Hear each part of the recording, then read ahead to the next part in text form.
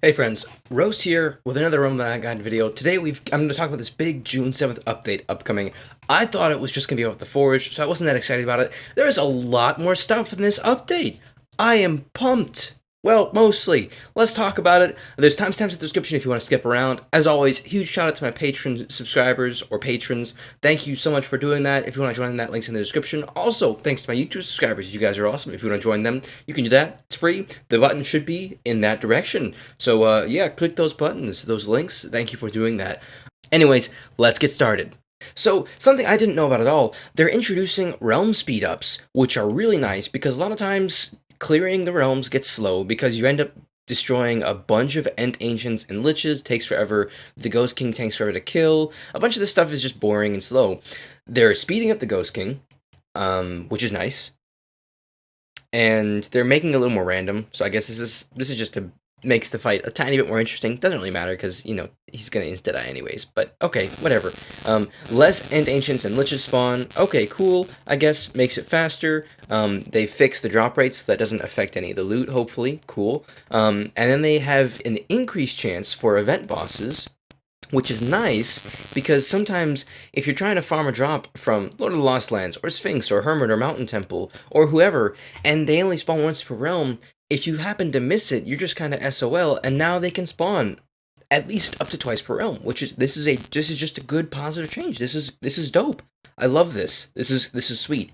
They also noticed, hey, everybody hates doing the Avatar in the Nest. If not for other reasons, to start with the fact that they take forever to do, right? And so they just did two little changes. They reduced the base max HP for the Avatar and for the Nest. And they also changed it so that the Nest has less colonies and then the Killer Pillars have less defense. So those things just are faster now. That's cool. I like that. Realm speed ups. Nice. Good job, Deca. Props. Next big thing. UT trading extension. With new STs and goodies coming in, they have expanded the list of what UTs can be traded, and they've added Tome of Holy Protection, Ring the Pyramid, Ring the Nile. I think these are drops from the not ancient ruins, but the dungeon with Geb and Nut and all of them. I can't remember it. And then Crystal Sword, Crystal Wand, which this is actually kind of nice because these ignore defense.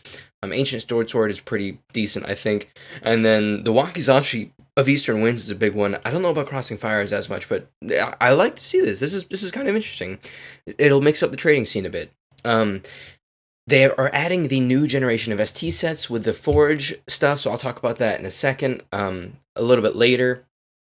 New STs, this new generation, is only obtainable from the Item Forge, and they're going to be introducing icons to STs that indicate which set they're from. So the first generation, I guess, would be... I don't know how this will work. I'm assuming these new STs will be the third gen, and I guess there'll be a first and second gen, or these new STs will be the first gen. I don't know how this is going to break down, but cool.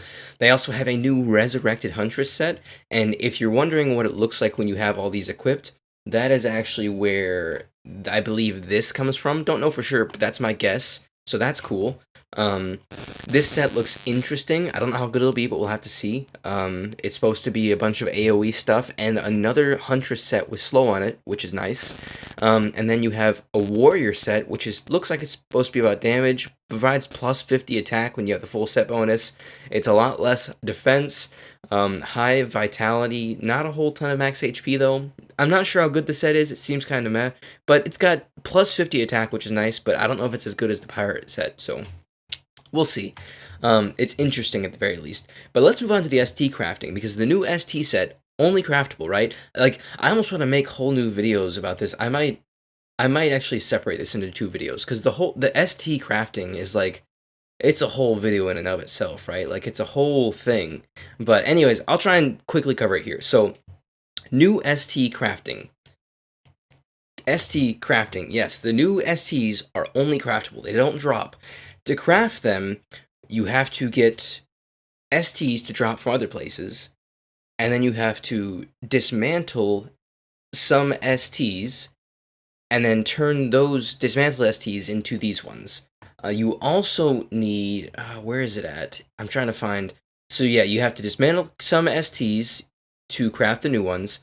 You also need to have some extra goodies. So, for example, to craft a new ST weapon, you have to start with at least one ST weapon. And then you also need to have specific tokens that you can get from certain places. So, for example, to craft items in the new Huntress ST set, you will need the Huntress's unique token, the Resurrected Huntress set token, which you can get from, in Phase 3, selected dungeons. And I'll talk about Phase 1, 2, and 3 later, because they break those down more specifically in a little bit.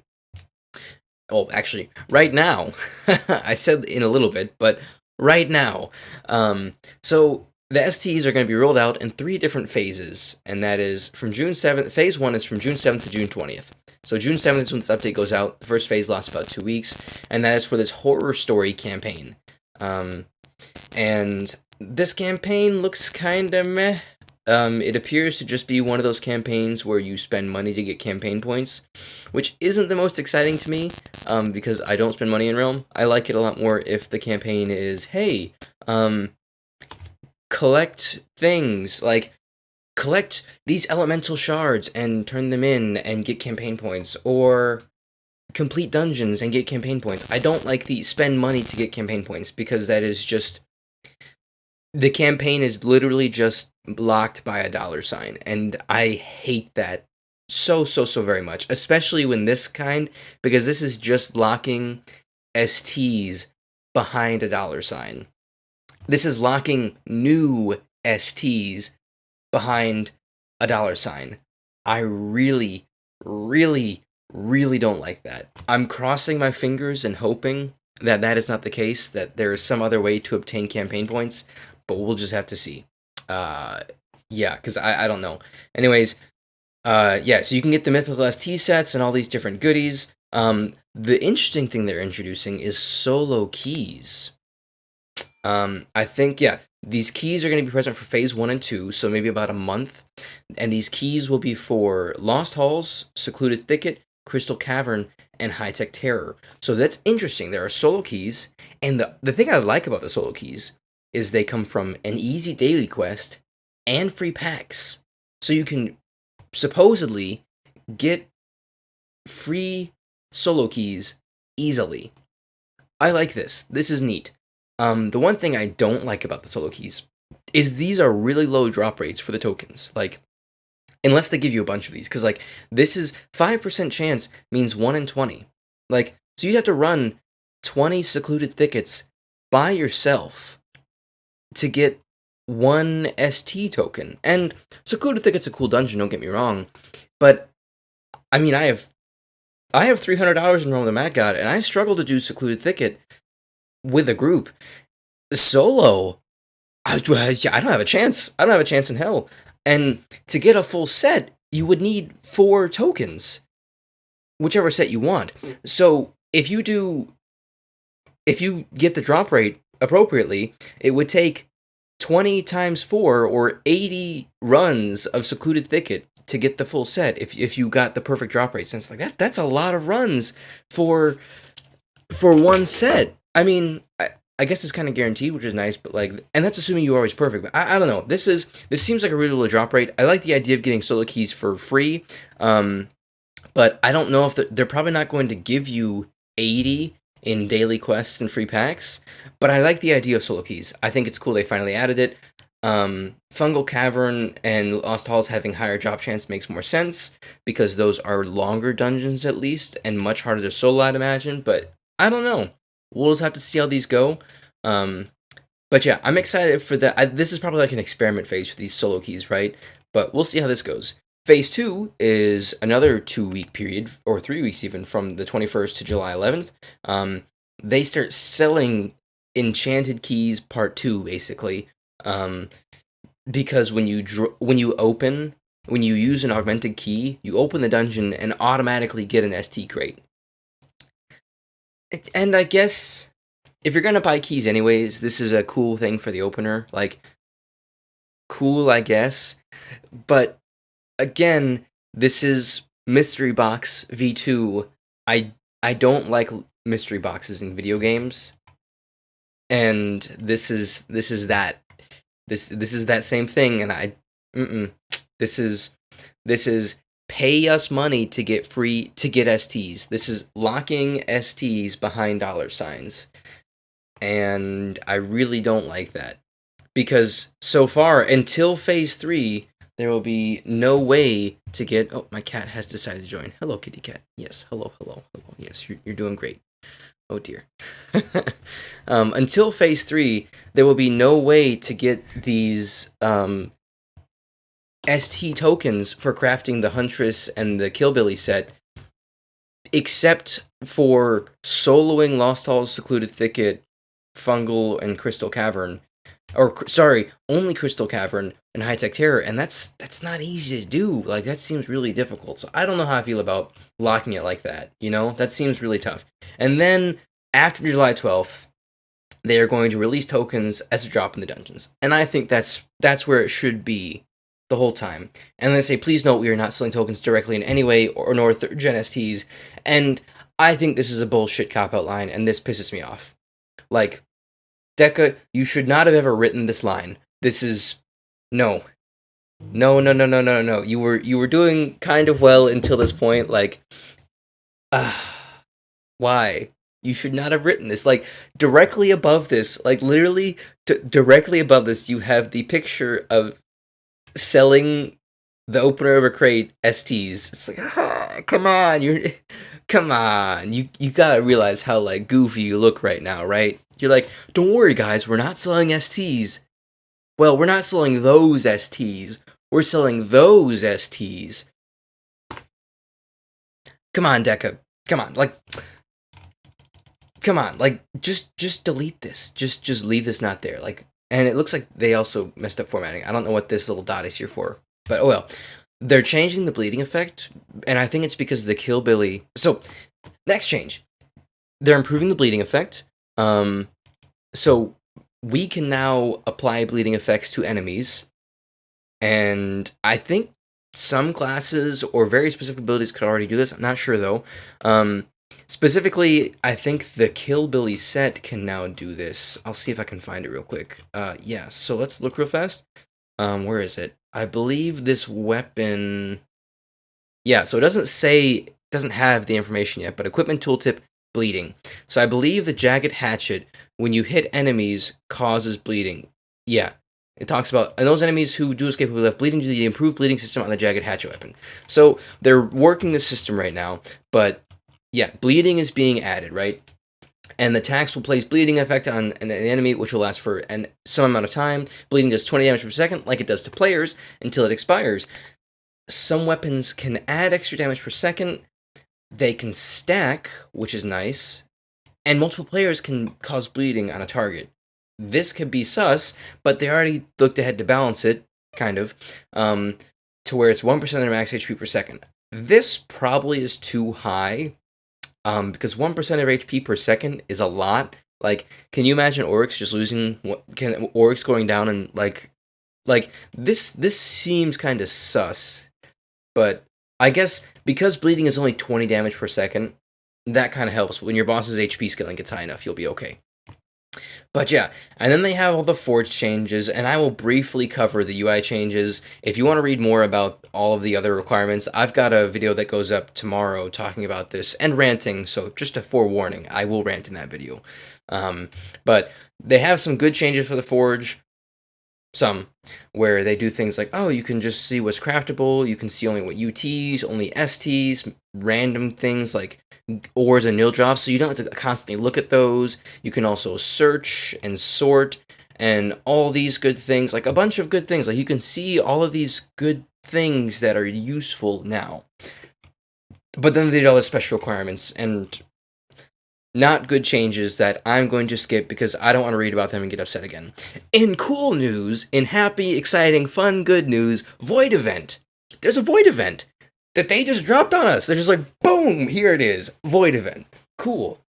The Void has found a new, unlikely host, a theater director gone deranged with dreams of influence and fame, an admirer of the Puppet Master. Backstage Shout has gained new powers from his infestation by the Void, and the fruits of his imagination now roam the realm.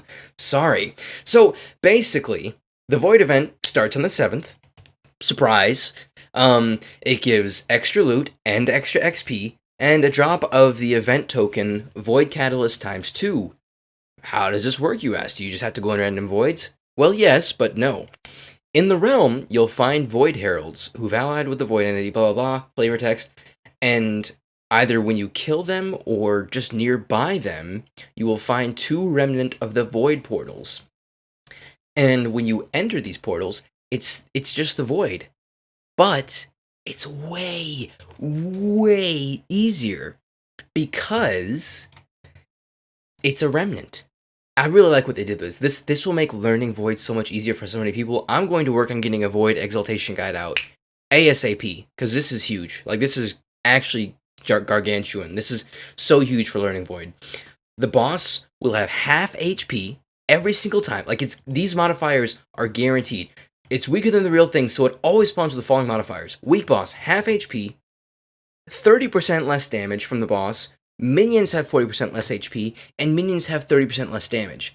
Now, there's no changes in the loot. In fact, loot is at 1.5 times loot, which is crazy. So loot's better than normal, even though the fight is drastically easier, because if you haven't done Voids, the boss isn't the real concern here, the minions are. So the minions being weakened so much is actually a huge deal for the Void. Like, this is a big deal, actually, though. Normally in the Void, the minions are the big problem, and the boss is just like a kind of there, right? So the minions doing such less damage and having less HP more than anything else is a huge boon and will make this so much better. In addition to this, you have the event, which also gives more people the reason to do this, this is awesome. I'm excited. I get to learn Void. I've only done like 1 Void ever, or 2, so I will be spamming these a bunch during this event, and you will probably see at least 1 YouTube video about this event in the future near. But I just wanted to get a video out on this big update because there's so much information. Like, this it's 17 minutes long already. Like, how? Crazy, right? Anyways, okay, along with the Void craziness, Ice Cave has loot for a week from the 7th to the 14th. Same thing with Ocean Trench, and they also have chances to drop the Void Portal. That's going to be interesting. I would love to see Chain from Ice Cave to Void, or OT to Void. In a similar vein, from 14th to 21st, you'll have Third Dimension to Void and Parasite to Void with extra loot drop and XP, blah blah blah, you know, same old, same old. And then those event tokens, those Void Catalysts we saw, where each clear you get 2, you can turn those in for Void drops. A Void Bow, Void Bow Blueprint, and they didn't really finish formatting these properly. I'm guessing because they dropped these on us so suddenly, they forgot to format them correctly. It's fine. I don't care. I'm really excited about this, so I'll forgive you for this one. This is really cool. This is good news. This is fun. But you clear these a bunch of times, and you'll get all sorts of stuff. Like, these look like Void pet skins. I'm gonna look this up on Roma actually, because I want to see what it looks like. Is this something that's on there right now? Because I just want to see. Void Hound. Look, I like that. Yes, excellent. So I'm assuming this is like, these will each be you pick one and you pick one. So cool, just good. So mini Void entity, like, you can have the Void entity as your pet. I love this. This is great. This is cool. Tons of practice for the Void. It's easy. Tons of loot. This is awesome. Sorry this video went on for so long. Thank you so much for watching, if you're still watching with me. Let me know what you guys think of this event, all these changes in the comments below. If you enjoyed, make sure to like and subscribe, share with your friends, let them know all this stuff's happening. But until next time, I hope to see you in the next video, but until then, keep it beefy, boys. Hello there.